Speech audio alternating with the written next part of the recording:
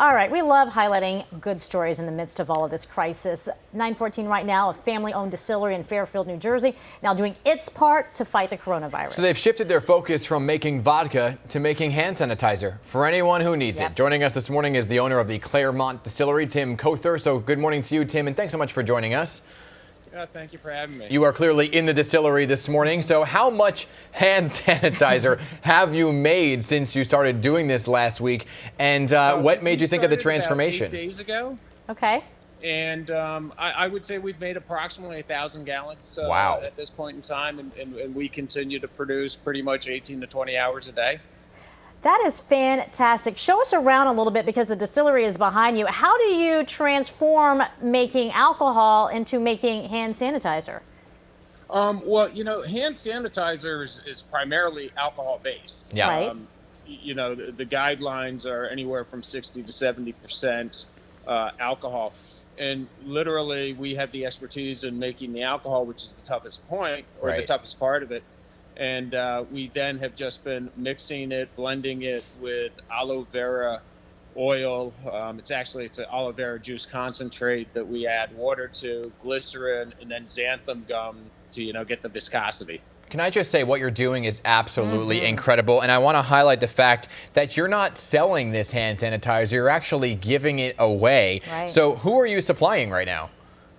Right now, we've actually coordinated with the FBI, and the FBI has coordinated with all of the county OEMs in the state. And we Office are of Emergency providing, Management. 5-gallon buckets that are being distributed to the OEMs that they are giving to various police agencies and first responders. We've also, obviously been providing to hospitals, individuals. We actually are giving it away to the distillery to anyone that shows up. So we're just trying to get it out to as many people as possible. This is fantastic, a true public service to those on the front lines. Give us an idea of what this is costing you and what kind of effect it is having on your operation. Honestly, at this point in time, I could not tell you the cost. I mean, we're well into the thousands, if not tens of thousands of dollars. We actually took a lot of product that was actually going to be finished product and redistilled it to bring it back up to 190 proof. Yeah. Because that was what we had at the time.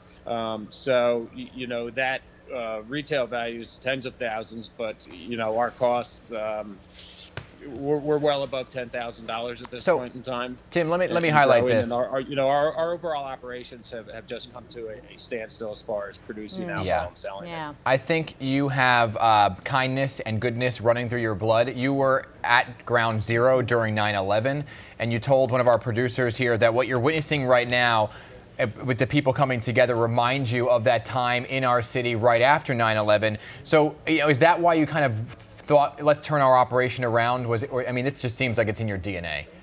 It's absolutely why we've turned around to do this. Like you said, I was in the city on 9/11. Unfortunately lost friends in the trade center and whatnot. And I just remember the way people came together then.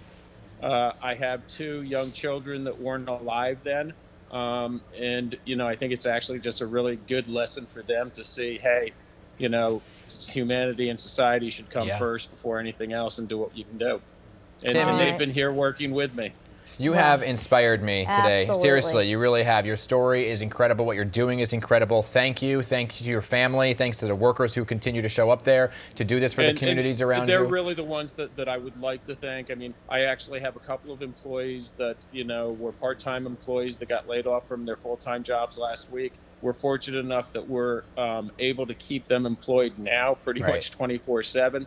But they're really the ones that have held us together. We've had employees that have honestly been sleeping in their cars and, sleeping on couches here in the distillery just to get the job done. Tim, I'm giving you a virtual hug. Absolutely. Virtual Cheers big to hug. you, Guys, Tim. I really appreciate it. Thank you. And when things do get back online, I hope folks remember the Claremont Distillery and buy your goods because you're doing a heck of a lot for the community. So thank you. Thank you very much.